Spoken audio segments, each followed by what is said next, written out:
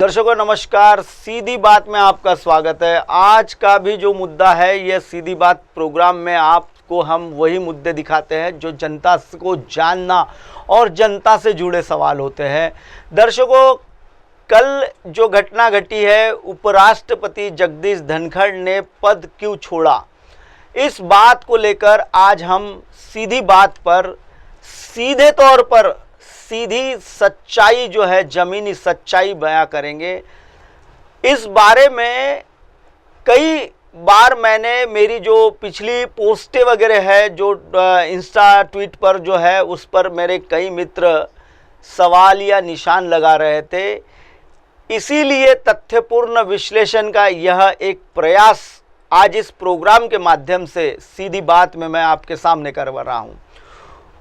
पूर्व उपराष्ट्रपति धनखड़ के एकाएक त्याग पत्र की आहट पिछले कुछ समय से महसूस होने लगी थी, लेकिन इसके पीछे कई वजह बताई जा रही थी, जिसके चलते फिर अचानक उनका त्याग पत्र आ जाता है।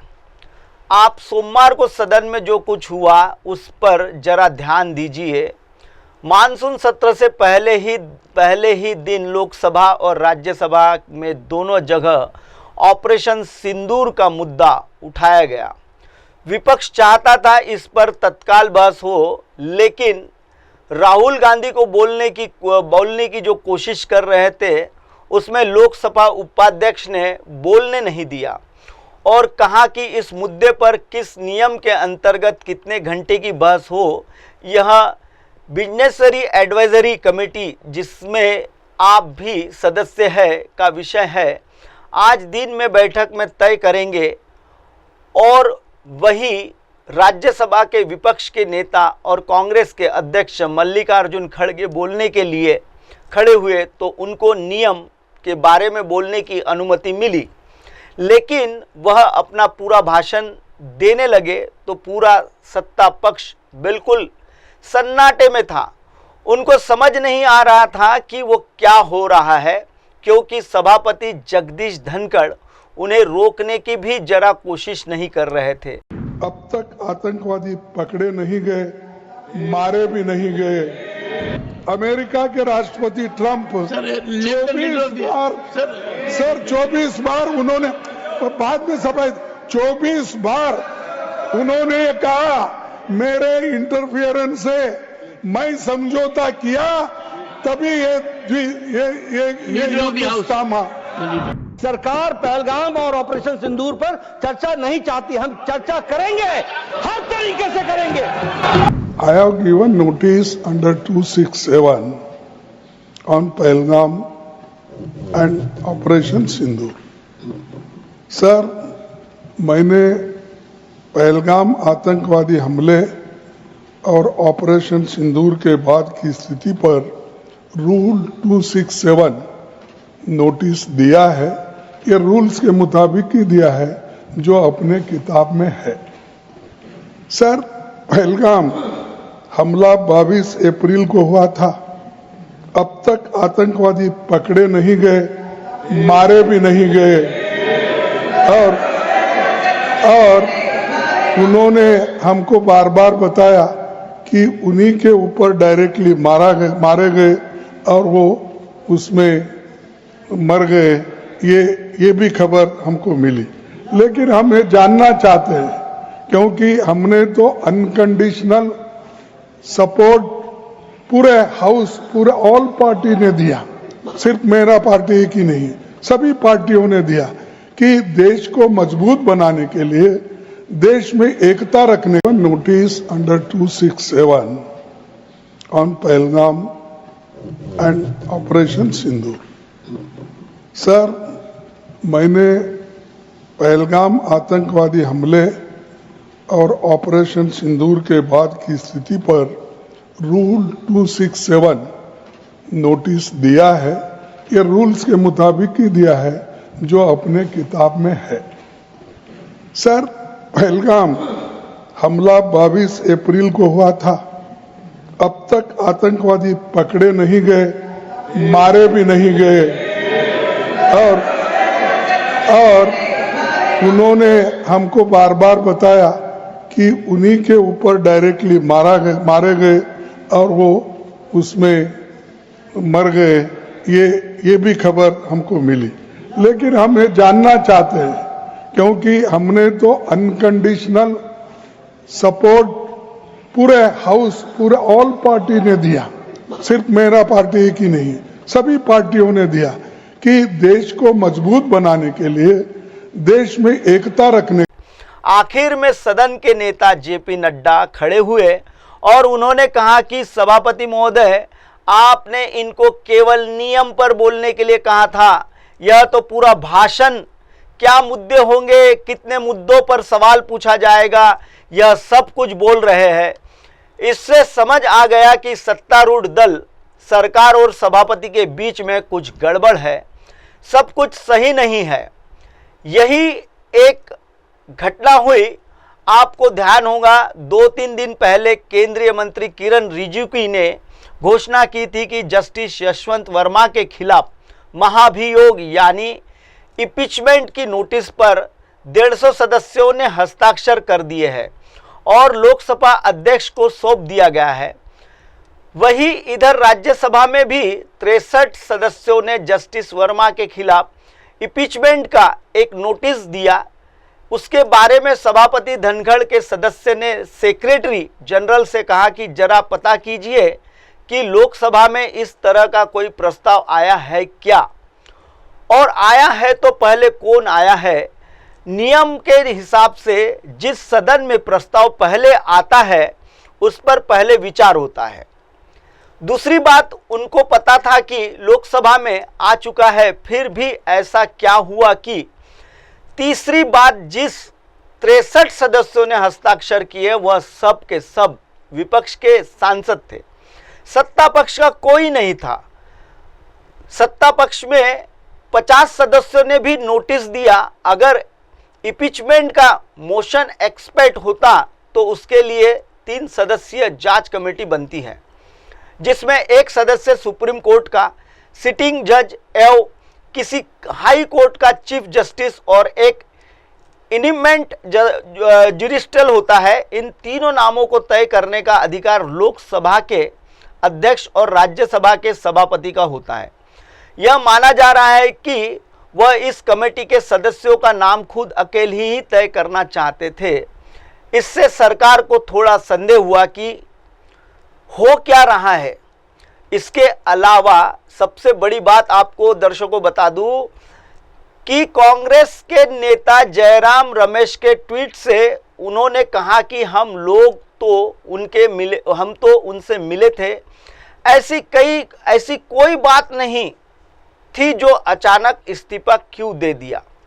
और मंगलवार दोपहर 1 बजे उन्होंने बिजनेस एडवाइजरी कमेटी की मीटिंग बुलाई थी। यहाँ तब भी ठीक है, लेकिन जयराम रमेश का अलग वाक्य सरकार के कान खड़े करने वाला है। कहा कि इस मीटिंग में सभापति सुप्रीम कोर्ट के बारे में कुछ फैसला करने वाले थे, तो सुप्रीम कोर्ट के बारे में तो कोई फैसला नहीं करने वाले थे, लेकिन क्या करने वाले थे यह सरकार को पता चल गया। आपको याद होगा इलाहाबाद हाई कोर्ट के जस्टिस शेखर यादव द्वारा हिंदुओं और सनातन के पक्ष में एक कार्यक्रम में खुलकर बोला गया था। उनके खिलाफ इम्पीचमेंट मोशन लाने की कोशिश विपक्ष काफी समय से कर रहा था और जस्टिस वर्मा के साथ ही लाना चाहता था, लेकिन सरकार इसके लिए तैयार बिल्कुल भी नहीं थी। जरूरी 50 सदस्यों के हस्ताक्षर करवाकर विपक्ष ने सभापति को नोटिस सौंप दिया जरूर था। सरकार का मानना है कि जस्टिस शेखर यादव पर ऐसा कोई मुद्दा बनता ही नहीं है। वे स्पष्टीकरण दे चुके हैं और उनका विपक्ष सुप्रीम कोर्ट के पास है। अगर कोई उनके खिलाफ एक्शन होता है तो सुप्रीम कोर्ट लेगा और ज़्यादा से ज़्यादा अगर उन पर कोई आरोप लग सकता है तो वह मिसकंडक्ट का आरोप लग सकता है। इम्पीचमेंट का मामला नहीं बनता, लेकिन विपक्ष वर्मा के मामले में संतुलित करने के लिए विरोध में अड़ा हुआ था। शेखर यादव ने सनातन धर्म के पक्ष में बोला था, इसलिए विपक्ष का विरोध करना जरूरी था। विपक्ष ने उन पर हंगामा किया तो सुप्रीम कोर्ट ने संज्ञान लेकर हाई कोर्ट से कहा कि उनको स्पष्टीकरण मंगवाए। स्पष्टीकरण आ चुका है और सुप्रीम कोर्ट के पेंडिंग में है। जस्टिस शेखर यादव को टारगेट कर विपक्ष एक नैरेटिविटी खड़ा करना चाहती थी और जगदीश धनखड़ उसके विपक्ष में मददगार बन रहे थे। सरकार को वह विश्वास हो गया था कि आज यानी मंगलवार दोपहर 1 बजे बिजनेस एडवाइजरी की कमेटी की मीटिंग के दौरान प्रस्ताव को जस्टिस शेखर यादव के खिलाफ जो इम्पीचमेंट मोशन है उसको विचार के लिए स्वीकार कर सकते हैं। दर्शकों, आपको बता दूं कि यह जो सारा मामला है यह सत्ता और विपक्ष के पायदान में डामाडोल होने वाला मामला है। एक तरफ संवैधानिक संकट खड़ा हो जाता है और सरकार को प्रस्ताव लाना नहीं चाहती, वह आ जाता है, सदन में वही प्रस्ताव आ जाता है। विपक्ष की इस रणनीति में उपराष्ट्रपति का शामिल हो जाना सरकार के लिए बड़ी चुनौती की बात थी। इसके बाद वह कुछ भी कर सकते थे। उनका पद पर बने रहना सरकार के लिए बहुत नुकसानदेह साबित हो सकता था। यह जो उनके स्वास्थ्य की बात कही जा रही है उसका अनेक उनके त्याग पत्र से दूर दूर तक कोई लेन देन नहीं है। दर्शकों, वे इस्तीफा देने के लिए तैयार नहीं थे क्योंकि सोमवार को शाम 3:53 पर उपराष्ट्रपति कार्यालय से एक विज्ञप्ति जारी हुई जिसमें कहा गया कि 2 दिन बाद यानी 23 जुलाई को उपराष्ट्रपति राजस्थान के ऑफिशियली विजिट पर जाएंगे। इससे भी सरकार चौकन्नी हुई कि अभी संसद का सत्र चल रहा है, ऐसे में सभापति हाउस छोड़कर राजस्थान के दौरे पे क्यों जा रहे हैं। राजस्थान में ऐसा क्या है और संसद सत्र की तारीख तो पहले से तय है। अगर कोई कार्यक्रम का उन्होंने समय भी दिया हो तो यह देखकर देना चाहिए था और सदन से ज्यादा आवश्यक तो नहीं हो सकता। राष्ट्रीय महत्व का विषय तो राजस्थान में और कुछ ही नहीं रहा है, तो यह आशंका है वे कुछ घोषणा करने वाले थे। क्या करने वाले थे किसी को ज्ञात नहीं। जगदीप धनखड़ का व्यवहार पिछले कुछ समय से कुछ अजीब सा हो रहा था और सरकार को यह समझ में आ गया कि अब यह मामला लंबा नहीं चल सकता। आपको मालूम है कि 23 और 24 जुलाई को 2 दिन के लिए देश के प्रधानमंत्री नरेंद्र मोदी इंग्लैंड और मालदीव के राजकीय यात्रा पर जा रहे हैं और इंग्लैंड में भारत और इंग्लैंड के बीच जो भी फ्री ट्रेड एग्रीमेंट पर हस्ताक्षर होने हैं बहुत महत्वपूर्ण मुद्दा है। उसी पूरे विश्व पर अर्थव्यवस्था के लिए एक संदेश जाएगा। ऐसे में प्रधानमंत्री जब बाहर तब उपराष्ट्रपति कुछ करे।